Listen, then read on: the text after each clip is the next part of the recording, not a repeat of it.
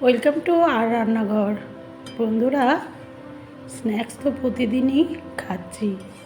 এই রোজার সময় মাঝে মাঝে একটু শাকসবজিও খেতে হবে। তো আজকে রান্না করেছিলাম নিরামিষ লাল শাক। এই নিরামিষ লাল শাক শরীরের পক্ষে খুবই ভালো এবং খেতেও কিন্তু খুব টেস্টি। কিভাবে এই নিরামিষ লাল শাক আমি রান্না করলাম, চলুন আজকে দেখার জিনিস হলো এটাই। আপনারাও এইভাবে নিরামিষ লাল শাক মাঝে মাঝে করে দেখবেন, খুবই ভালো লাগে খেতে। প্রথমেই আমি মিক্সার গ্রাইন্ডারে 1 চামচ গোটা জিরে এবং 1 চামচ পোস্ত আর 1 চামচ সাদা কালো সর্ষে বেটে নিয়েছি। কড়াইয়ে সর্ষের তেল দিলাম। সর্ষের তেলটা একটু গরম হয়ে গেছে। 4টে বড়ি আমি ভেজে নিচ্ছি। আপনাদের কাছে যদি ছোট ছোট বড়ি থাকে সেগুলো দিয়ে করবেন, আরও ভালো হবে। আমি বড়ি 4টে ভেজে নিয়ে ওই তেলেই 1 চামচ 5 ফোড়ন, 2টো শুকনো লঙ্কা দিয়ে দিলাম। 2টো শুকনো লঙ্কাকে আমি 4 টুকরো করেছি। এবার কিছু সবজি আমি অ্যাড করব। প্রথমে আলু দিলাম, আর একটা গাজর ছিল, সেই গাজর আর আলু ডুমো ডুমো করে কেটে রেখেছিলাম। সেই আলু আর গাজর প্রথমে দিয়ে দিলাম। তারপর দিচ্ছি দেখুন মিষ্টি কুমড়ো।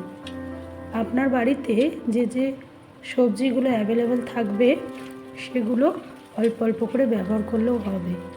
তারপর দিয়েছিলাম ব্রকলি এবং ছোট ছোট টুকরো করে রাখা শিম। যে সবজিগুলো সেদ্ধ হতে একটু বেশি সময় লাগবে সেগুলো আগে দিয়ে দিচ্ছি। এবার সবজিগুলো একটু ভেজে নিতে হবে।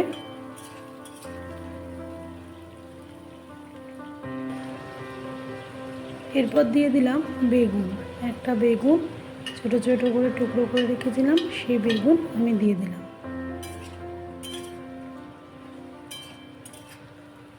বেগুনটা দিয়েও ভালো করে নাড়াচাড়া করে নিচ্ছি।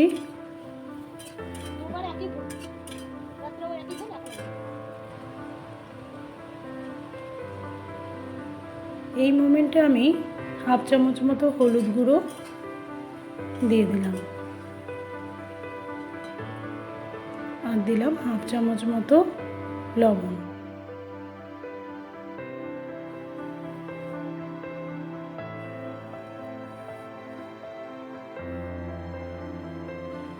দিলাম 1 চামচ মতো আদা বাটা।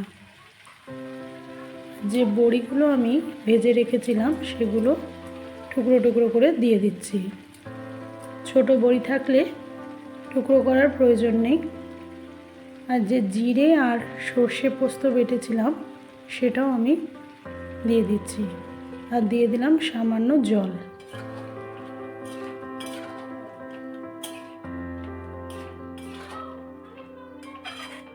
সমস্ত কিছু দিয়ে একটু 5 মিনিট আমি নাড়াচাড়া করে নিয়েছি। এবার ঢাকা দিয়ে দিলাম সেদ্ধ হওয়ার জন্য। মাঝে মাঝে একটু নেড়ে দেবেন, নাহলে তলায় আবার লেগে যাবে।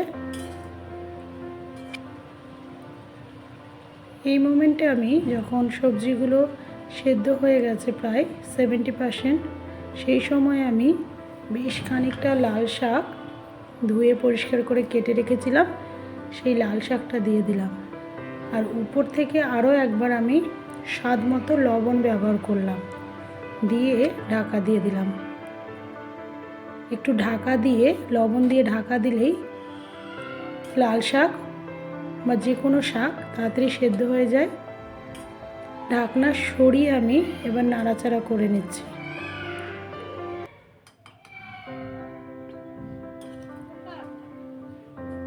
এভাবে নাড়াচাড়া করতে করতে আপনার লাল শাক রেডি হয়ে যাবে।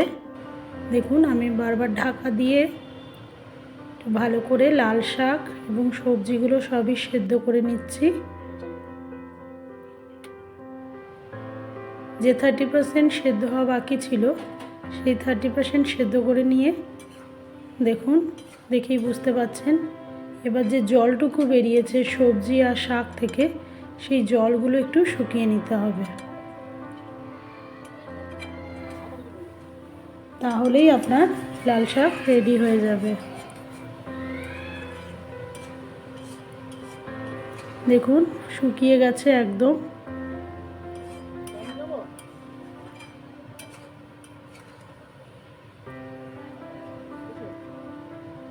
এই সময় আর ঢাকা দেওয়ার প্রয়োজন নেই, শুধু এইভাবে ভেজে নিলেই হয়ে যাবে।